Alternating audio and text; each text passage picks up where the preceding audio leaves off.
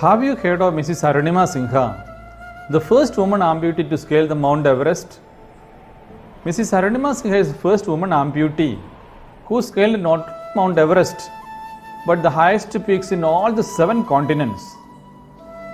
She is a source of inspiration for millions of people all over the world.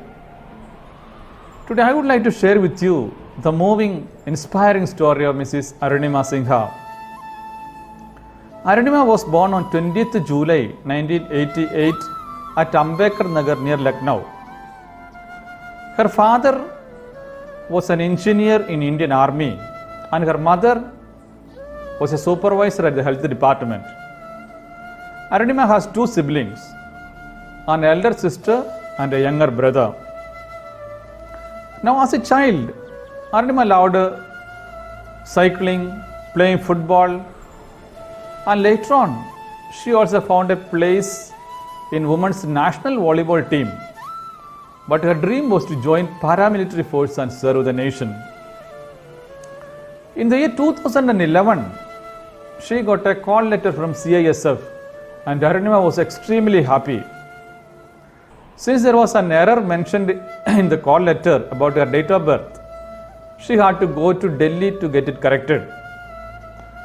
So one day Arunima was going from Lucknow to Delhi in Padmavat Express. After a few hours of journey, when it was night, a few robbers entered the train and started looting the passengers.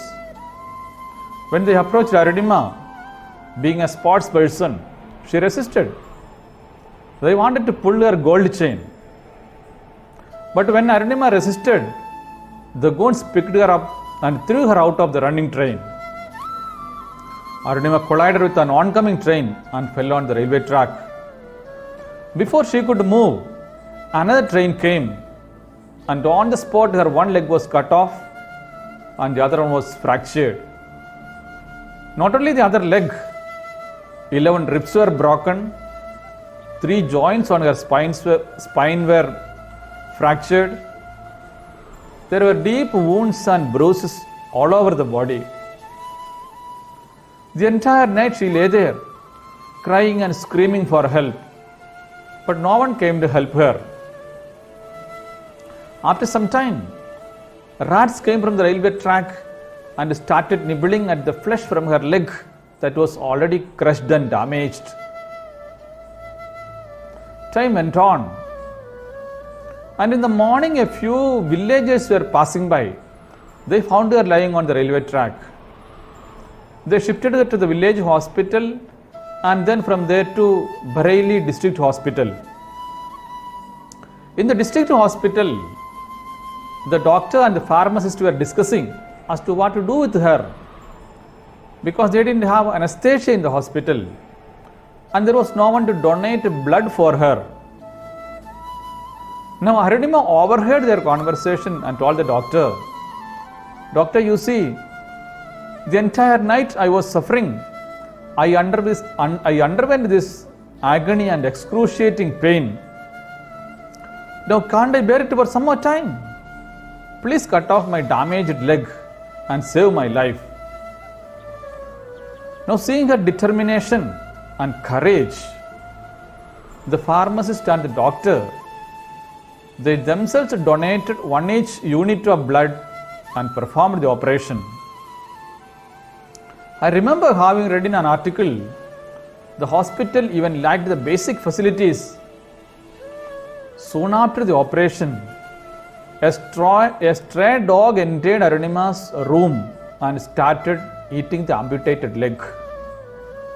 And she tells, even today, after several years, that even now she can feel the pain that she experienced on that operation theatre. She can smell that blood even now. Of course, later on when authorities came to know that she is a national level volleyball player, she got a better treatment. She was shifted to AIIMS Delhi and in the trauma center she remained for a few weeks. And then her health was improving, she was slowly recovering and almost 4 months she remained at AIIMS Delhi. But her trials and tribulations were not over. When she was almost recovering, she came to know that many media, newspapers and media had published twisted stories about her. Some of them had published that Arunima didn't have a valid ticket. Some said Arunima jumped off the train, and even some reported Arunima attempted suicide. Now, Arunima was not a timid girl. She was not a coward. On that hospital bed itself, she made a bold decision. She told herself, volleyball is not the most difficult game on this earth. I will choose mountaineering as my target, and I will show to the people what I am capable of. Of course, when she told others about her decision, many of them mocked at her. They told her, Arunima, you see, first of all, you have only one leg. You don't know what is in store for you. You don't know whether you are going to be on wheelchair or under crutches for the rest of your life. So try to do some menial job and leave. That was the advice they gave her. But Arunima was not a timid girl, as I said. She was handicapped only physically, but she was very, very strong. When she was discharged from the hospital, she did not go home directly. Directly she went to meet Bachendri Pal, the first Indian woman who conquered the Mount Everest. She took up an 18-month course from Nehru Institute of Mountaineering, worked hard with steely determination and willpower, conquered mountains and peaks one after the other. And finally, the most important journey of her life came. That is when she attempted climbing the Mount Everest. Of course, she faced several obstacles on her way. It was frightening to see the dead bodies of the mountaineers who had failed in their attempts. Once her oxygen ran out, another time her prosthetic leg came off. But nothing would stop her. At last, she stood on the top of the world on 21st May 2013, covered in Indian tricolour flag, and the world saluted her. She became the first female amputee to scale the tallest mountain on this earth. After scaling Mount Everest, Arunima continued scaling other peaks as well. She has conquered the highest peaks in all the 7 continents.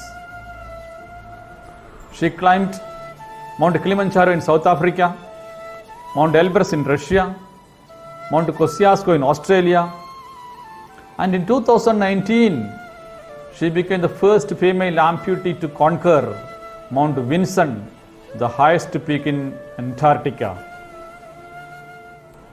My dear viewers, Napoleon Hill said once, if human mind can, whatever human mind can conceive and believe, it can achieve. And Arunima is the best example we have.